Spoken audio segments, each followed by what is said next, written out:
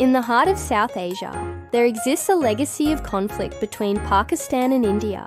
Their shared history is marred by a series of wars and cross-border tensions, but one particular incident stands out. A moment when the world collectively held its breath, bracing for a potential large-scale conflict. It was February 2019.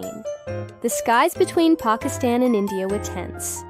A cross-border aerial engagement had just taken place. An Indian jet was downed, and a pilot was captured.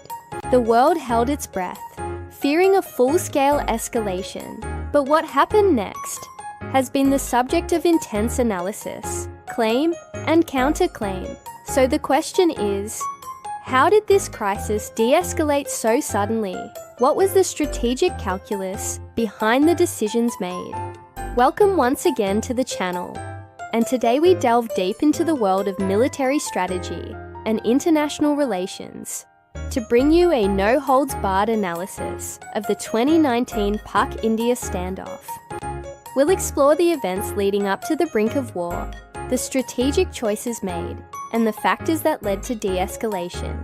The month of February in 2019 marked a significant escalation in the long-standing conflict between Pakistan and India. At the heart of this crisis was a targeted response commonly referred to as Operation Swift Retort by the Pakistani military. This operation was launched in response to a preemptive strike conducted by India on a suspected militant training camp in Balakot, Pakistan. India's action aimed to neutralize the camp, believed to be harboring Jaish-Mohammed militants responsible for planning attacks in Jammu and Kashmir. Pakistan responded swiftly and strongly, sending fighter jets into the air to engage Indian forces. The result was a clash of aerial power. At the peak of this confrontation, there was a dogfight that resulted in the downing of an Indian MiG-21 Bison jet and the capture of Indian Air Force pilot Abhinandan Varthaman by Pakistan. This event sent shockwaves across the globe, raising fears of a broader conflict. But amidst this tension, there was a pivotal moment that drew the world's attention. Now the overarching question that arises is, why did Pakistan choose to de-escalate after successfully shooting down an Indian fighter jet? There are several compelling theories and strategic considerations that shed light on this critical decision. One prominent explanation lies in the concept of achieving strategic objectives without overreach. Shooting down an enemy aircraft is a significant achievement in any conflict. Yet Pakistan may have deliberately chosen to stop short of further escalation to avoid provoking an overwhelming response from India. By demonstrating their capability and inflicting damage, Pakistan likely aimed to send a strong message while leaving room for de-escalation. This approach serves as a classic example of employing military force judiciously, striking a balance between achieving strategic goals and avoiding unnecessary risks. Another compelling perspective is the recognition of Pakistan's vulnerability in the face of continued Indian strikes. Following the initial dogfight, India retained significant military assets in the region, including fighter jets and attack helicopters. Had the conflict escalated, Pakistan could have faced a more extensive campaign. By choosing to halt after the first strike, Pakistan likely calculated that it had already delivered a substantial message and avoided exposing itself to further risks. This strategic move showcases Pakistan's understanding of its limitations and the importance of risk mitigation in modern warfare. And let's not forget the crucial role of public perception and international pressure. The global community was intently focused on the conflict, with calls for restraint growing louder by the hour. In this climate, Pakistan's decision to de-escalate after the initial strikes could be viewed as a responsible step, aimed at diffusing tensions and showcasing its commitment to peace.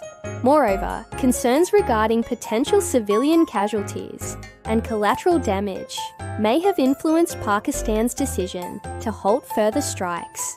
By choosing restraint, Pakistan projected itself as a party committed to minimizing civilian suffering and seeking peaceful resolutions. In fact, Pakistan's posturing over additional strikes, particularly targeting Indian military installations, was likely part of a carefully calculated strategy. By publicly discussing potential targets, Pakistan signaled its continued military readiness while also providing India with an opportunity to reconsider its actions. This move served as a form of deterrence, discouraging further Indian aggression and leaving the door open for diplomatic dialogue.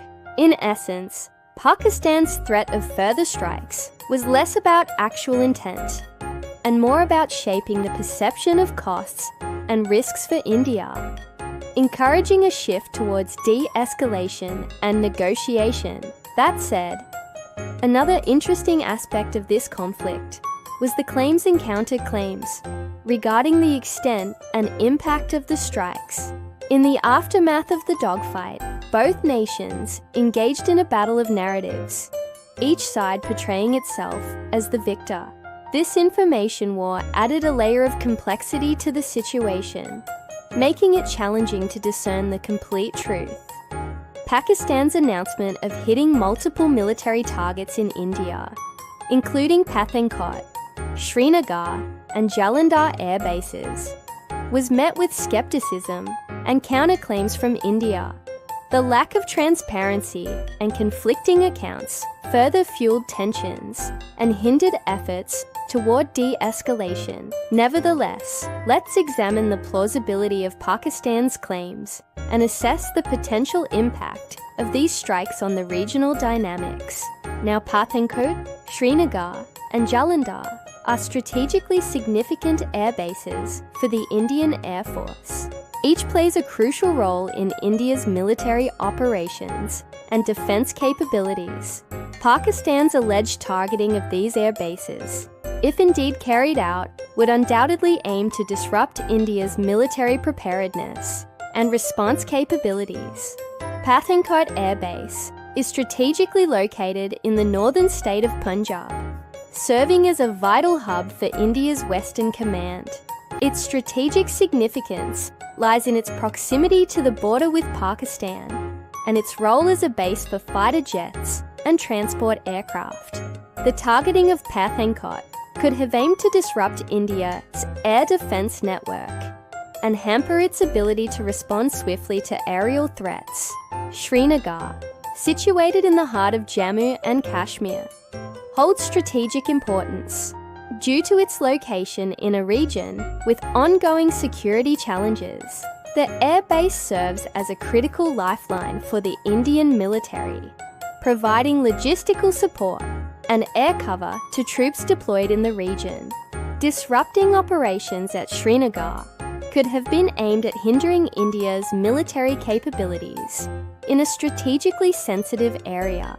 Jalandhar, another key air base in Punjab, is home to various military assets, including fighter jets and helicopter units. Its importance stems from its proximity to the border with Pakistan and its role in supporting ground operations. Striking Jalandhar could have been intended to disrupt India's ground support capabilities and aerial surveillance networks. However, it's essential to acknowledge the limitations of available information in fully assessing the impact of these alleged strikes. The lack of transparency and conflicting accounts make it challenging to definitively gauge the success or failure of any military operation. Now, the global reaction to this conflict cannot be overstated. The international community, including key players like the United States, China, and the United Nations, called for restraint and peaceful resolution of the crisis. Diplomatic efforts were intensified to prevent the conflict from spiraling into a larger regional war. The involvement of international powers highlighted the gravity of the situation and the potential consequences of unchecked escalation. Pakistan's actions in downing an Indian fighter jet and capturing its pilot garnered global attention. The international community expressed grave concern over the incident, emphasizing the need for all parties to exercise restraint and avoid further hostilities. Calls for de-escalation grew louder, urging Pakistan and India to seek peaceful means to resolve their differences. That said, the clash between India and Pakistan in 2019 serves as a stark reminder of the volatile nature of cross-border conflicts. It underscores the need for diplomatic solutions and peaceful coexistence in an era where military escalation can have dire consequences.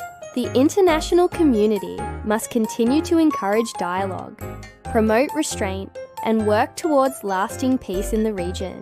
Indeed, the conflict between India and Pakistan in 2019 stands out as a pivotal moment in contemporary geopolitics. The confrontation not only had immediate regional implications, but also shed light on broader global strategic dynamics. The clash between these two nuclear-armed neighbours serves as a potent reminder of the fragility of peace in volatile regions and the necessity for peaceful conflict resolution. As the world moves forward, it is crucial to learn from the tensions of 2019, fostering dialogue, promoting transparency, and working towards a more stable and secure future. The legacy of this conflict should serve as a catalyst for nations to seek peaceful coexistence and address their differences through diplomatic means. Indeed, the conflict between India and Pakistan in 2019 serves as a powerful lesson in the complexities of modern warfare and the importance of strategic decision-making. Both nations displayed remarkable restraint and strategic thinking in navigating this crisis. Thank you for joining us on this journey through the 2019 Pak-India standoff. If you found this episode insightful, please show your support. Your engagement is our motivation to continue delivering quality content. Until next time, stay informed, keep analysing, and be a part of the conversation. And as we conclude this episode, let's take a moment to reflect on the broader implications of the 2019 Pak-India standoff. This conflict serves as a microcosm of the challenges and complexities inherent in managing interstate conflicts, particularly in regions marked by historical tensions and competing claims. The incident highlights the urgent need for robust diplomatic mechanisms to address long-standing territorial disputes and historical grievances. Both Pakistan and India demonstrated a level of restraint and strategic thinking in managing the crisis. This serves as a reminder that even in the face of heightened tensions, cooler heads can prevail, preventing conflicts from spiraling into larger regional wars. The international community must continue to invest in diplomacy, conflict resolution, and peace-building efforts in regions prone to instability.